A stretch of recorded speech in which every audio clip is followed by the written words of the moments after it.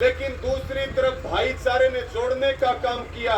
लोगों ने बड़ी मदद एक दूसरे की करी है, लेकिन सरकार नदारद रही। सरकार कहीं आज तक हमें दिखाई नहीं दी कि सरकार क्या कर रही है।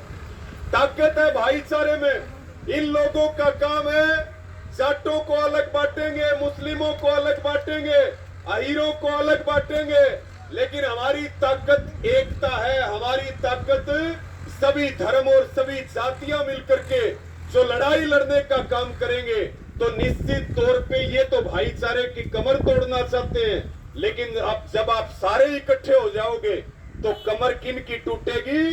जो हमारी कमर तोड़ना चाहते हैं भाईचारे की, उनकी कमर आप तोड़ने का काम कर सकते हो। हमें पटने की जरूरत नहीं है।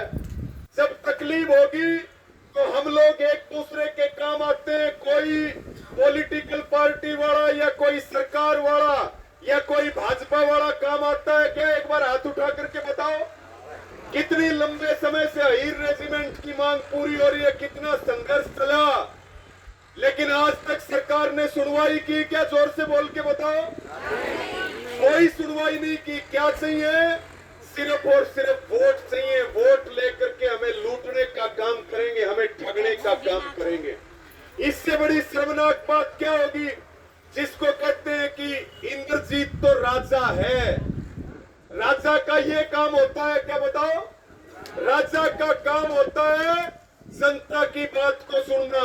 और मैंने तो वो रिकॉर्डिंग सुनी थी जिसमें अनिल भाई से बातचीत हो रही थी कि आप हमें ये 10 एकड़ जमीन दे दो। किसके लिए? पानी का वो बनाने के लिए,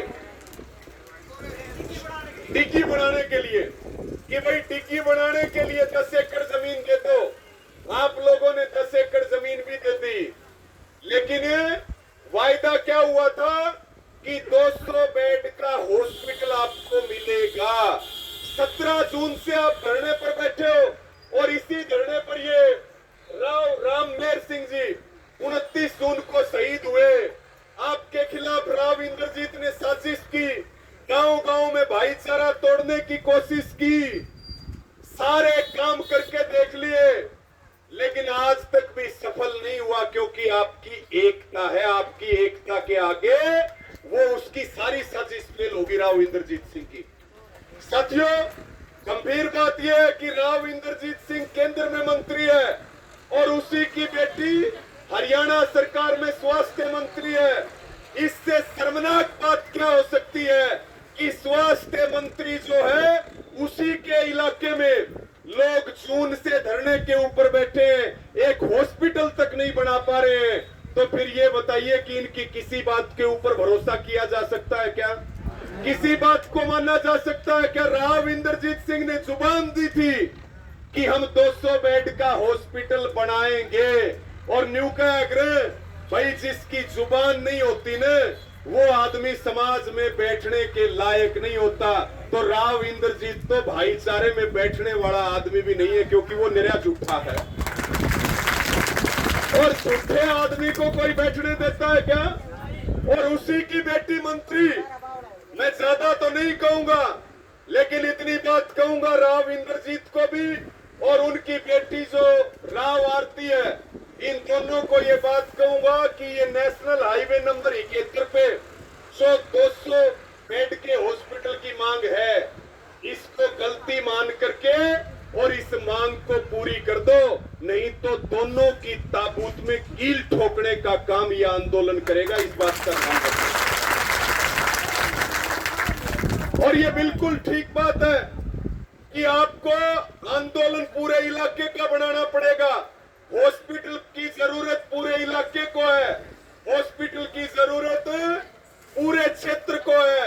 आप गांव-गांव में जाते हो, अभी कैंडल मार्च में रोज सोशल मीडिया पे देखता रहता हूं। ये जो कमेटी बन रही, इसने संघर्ष करने में कोई कमी नहीं छोड़ रखी। आप पूरी ताकत लगा दो, मैं दावे के साथ कहता हूं कि इनका पक्का इलाज हो जाएगा जो घमंड में और सत्ता में चूर है। साथियों, हॉस्पिटल का मतलब है मूलभूत सुविधा। मूलभूत सुविधा होती है स्वास्थ्य, शिक्षा, सुरक्षा। ये मूलभूत सुविधाएं हैं।